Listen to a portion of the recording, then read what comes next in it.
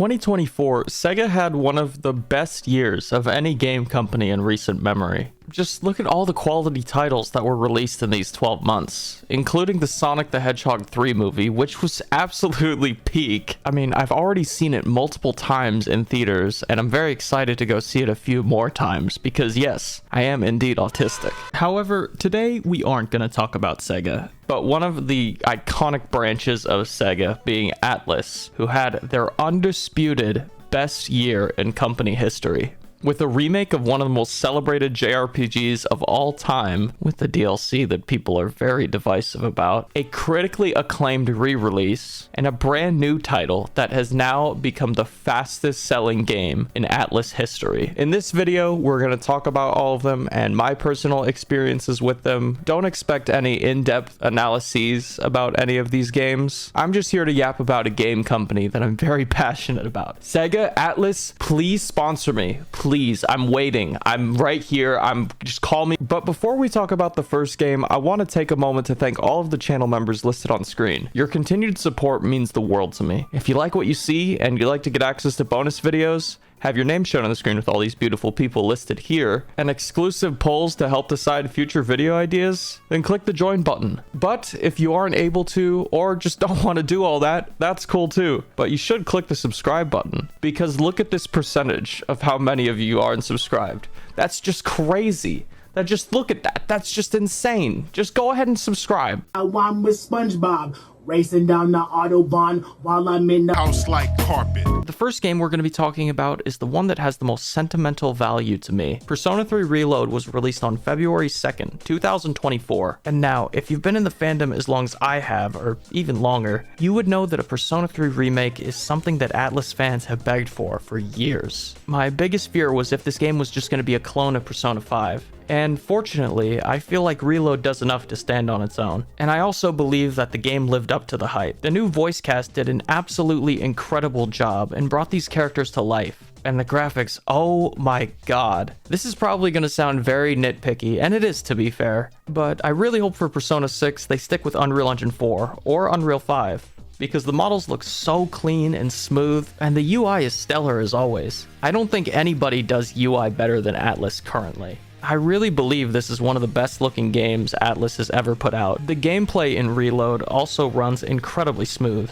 Running around on Tatsumi Port Island and in Tartarus always felt very good to me, and the hit detection when ambushing shadows is night and day from the original. And in my opinion, not even the switchable weapons in FPS could save that piss poor hit detection. I mean, it was also 18 years since the original came out, so oh shit. Another thing I absolutely loved about this remake was how impactful some of the scenes throughout this game were compared to the original, which a lot of could be credited to the newer voice cast. I'm not going to count any spoilers, obviously. Besides the ending, there were two scenes in particular that really hit me hard. If you've completed P3R, then you probably know what I'm talking about. In terms of the cons, I could tell you that Tartarus gets incredibly repetitive, but dude, it's Persona. Have you played any of the other games? Do you even know what you're signing up for? My biggest issue with the game is that I found it incredibly easy. My first playthrough was on normal, and during my entire run, I maybe died 3 times. I really liked the theurgy attacks, but they also made things so much easier. It almost felt like a crutch, especially during the final boss fight. Editor's note, and I don't know how I forgot to mention this, but probably my least favorite thing from playing through Persona 3 Reload was when I had spent hours, and I mean like hours, grinding in Tartarus. Fusing, leveling up my characters, getting my money up, all of that, and completely finished that block, only for the next day for Elizabeth to call me and tell me that there are missing people in Tartarus. That was a nightmare! I hated that! Good morning. This is Elizabeth.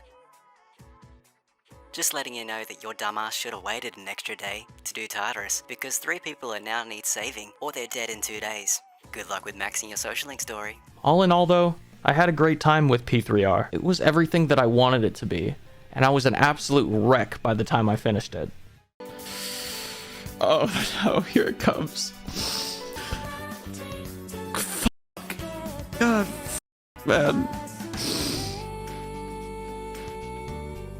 I'm sorry, I fucking can't stop crying. Oh, shit. tell me why I want to stand up and start clapping right now. Embarrassing. Nah, but for real, if you couldn't tell, I prefer this remake far more than the original. That might piss some people off, and if it does, sue me. God, I don't care. Shit, man. Unicorn Overlord was released just over a month after Persona 3 on March 8th, 2024, and was developed by Vanillaware and published by Atlus. This is the first game they've put out since 13 Sentinels Aegis Rim. I wish I had more to say about this title, but unfortunately I never got around to playing it, so there isn't really much I could comment on. But I did think it was important to mention because a lot of people really seem to like this game. It sold very well and was nominated this year for Best Simulator / Strategy at the 2024 Game Awards. Pretty cool. Singing killed my grandma, okay? It wouldn't be a great year for Atlus if they didn't include one of their famous re-releases. Shin Megami Tensei 5 Vengeance was released on June 13th, 2024. When the original SMT5 in 2021 came out, I had a friend who gave me a steelbook copy of this game. Before I got around to playing it, I had put the cartridge in my Switch case, and I left my Switch and all the accessories in my brother's car. A few days later, my brother's car got broken into, and somebody actually ended up stealing the backpack that my Switch case and all of my Switch accessories were in. So yeah, I never got around to playing SMT5. It's a great story, I know. Since I wanted to take this portion to mainly talk about the differences between the base SMT5 and Vengeance, I got one of my friends JP to help me out. And before we get to what he had to say, if anybody's asking, Well, if you didn't play Unicorn Overlord, why didn't you have somebody talk about it? listen, numbnuts. Not only did I not play it, but I also don't have any other content creator friends who played the game. That's not a diss on the game. I just don't know anybody who played it. And I don't know, man. This is my video. Anyways, let's hear what JP had to say. Hi, I'm JP. I'm here to talk about the key differences between Vengeance and vanilla SMT5. If you've kept up with Atlus, you probably already know the key differences. But for those who don't, basically, Vengeance is a re-release of SMT5, similar to Persona 4 Golden and Persona 5 Royal. And Vengeance is their way of also getting the game off the Switch. Because, oh my gosh, original SMT5 could barely run on the Switch. Like, it's capped at 30 FPS, and by then it never ran at 30 FPS, especially whenever you get to that third area and there's a big firewall. And on top of that, the game just didn't feel finished, right? It was developed during the pandemic, so there was definitely some cuts here and there to the game. You could definitely feel it during the story. The Chaos rep just did not get any sort of fleshing out. So if you're a Law fan, good. If you're a Chaos fan like me, not good. And the endings just were kind of okay at best, bad at the worst. But yeah, Vengeance fixes that by adding a different story route, by basically adding a new character. And that character is great. She ties the whole game together, the whole story together. The characters from the previous story, the canon of creation is what they call it, get some more fleshing out, and they actually feel like characters and not like pixels on the screen, as my friend would say. But yeah, and also Vengeance, like every Atlus re-release, adds in new demons, new moves. They added demon traits, which adds more depth to the combat, demon combos, all that sort of jazz, and also more fire music. I will say this, as a person who thinks Metaphor is probably the best game from Atlus this year, I will say I think Vengeance has the better soundtrack.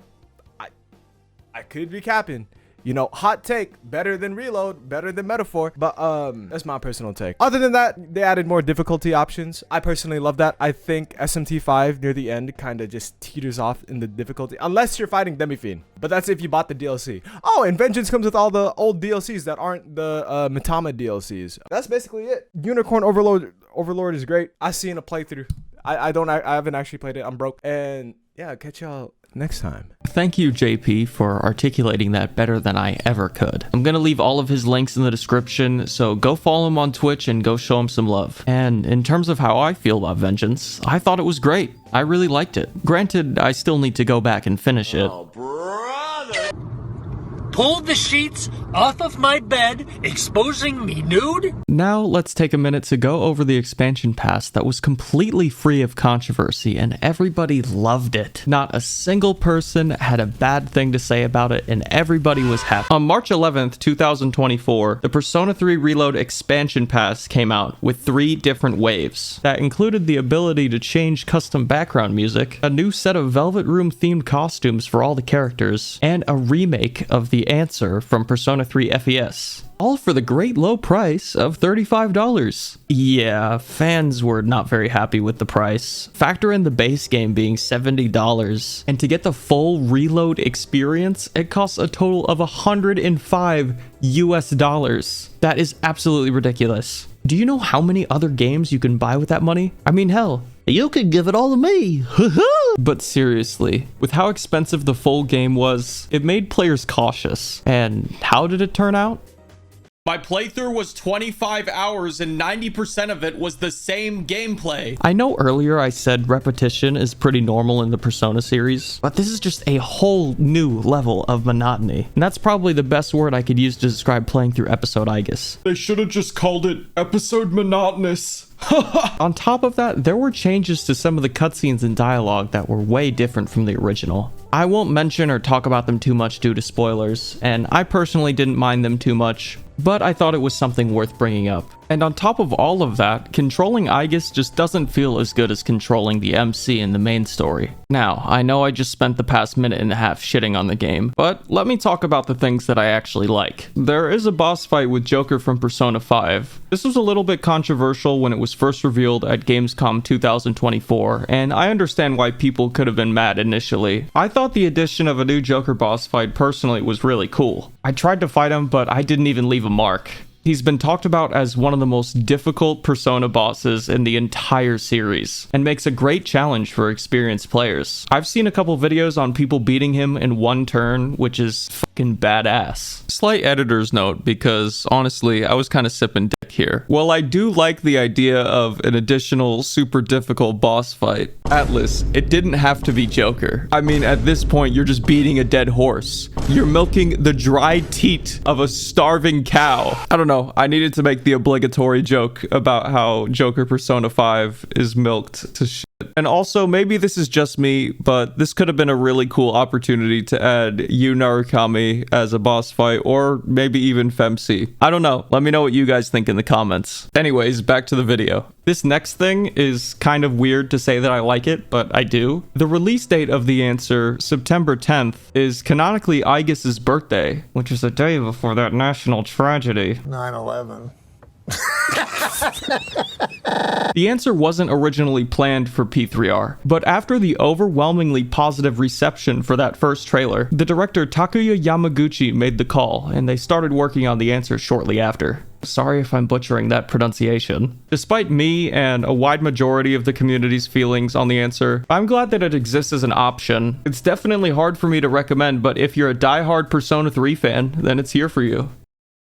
I'm running all over the place, blue in the face. Alright, so for this part of the video, I feel like talking with my hands, so that's exactly what I'm gonna do here. And also, I mean, I don't know, your boy got a haircut, so... Oh my god, bro. Oh, hell no. So, I'm feeling kind of fresh.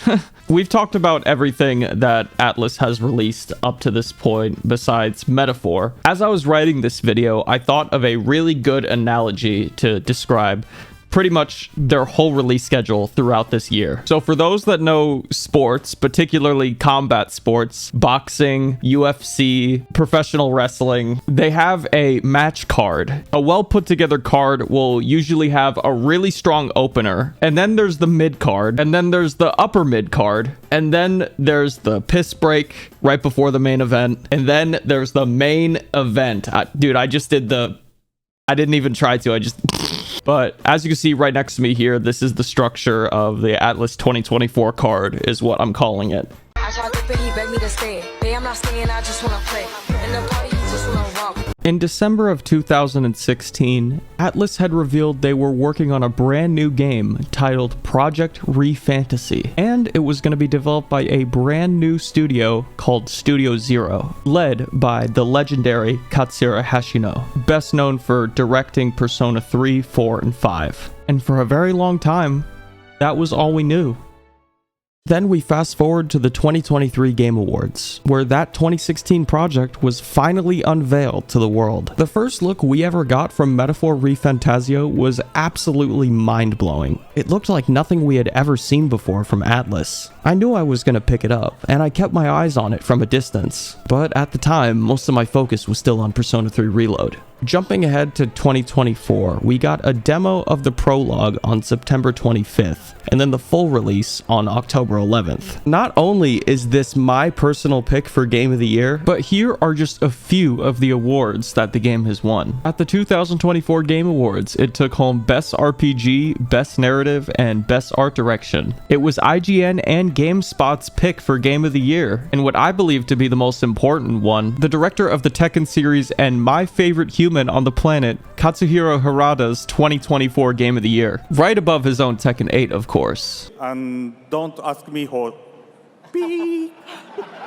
But all those accolades aside, I am about to glaze the hell out of this game. As this video is still being made, I am still playing through Metaphor. I'm about 25 hours in, and I'm really starting to think that this is the best game Atlus has ever put out to date. It takes the best parts of Persona and the best parts of SMT and combines them into one brand new experience. I don't think I've had a first playthrough feel this magical since the first time I played Persona 5 completely blind. And that was all the way back when that came out almost 8 years ago now. Something else that's also truly fascinating to me is the amount of people who I'm friends with who have been longtime Persona haters for years, who are now speaking highly and expressing interest in playing Metaphor. Maybe that's just me, but I think that's really cool. I also wanted to mention the brilliant soundtrack composed by the man himself, Shoji Meguro. I wasn't sold on it at first because it was so different than any of the other stuff he's composed, but then I shortly realized I was just being ignorant. I was wrong. I was dumb. Stupid even. Just take a listen to that battle theme.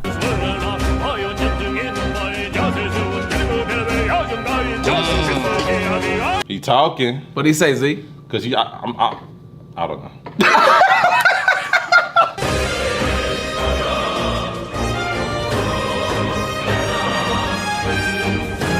With Hashino already confirming that he's working on his next project, it makes me so excited to see what he and Studio Zero do next. As long as it isn't a re-release, then we're good. It's gonna be a re-release, isn't it? Metaphor ReFantazio is such an incredible landmark in Atlus history, and it's only helped further establish them as a juggernaut in the gaming industry. So yeah, it's safe to say I like it a lot. Stop laughing at Sonic!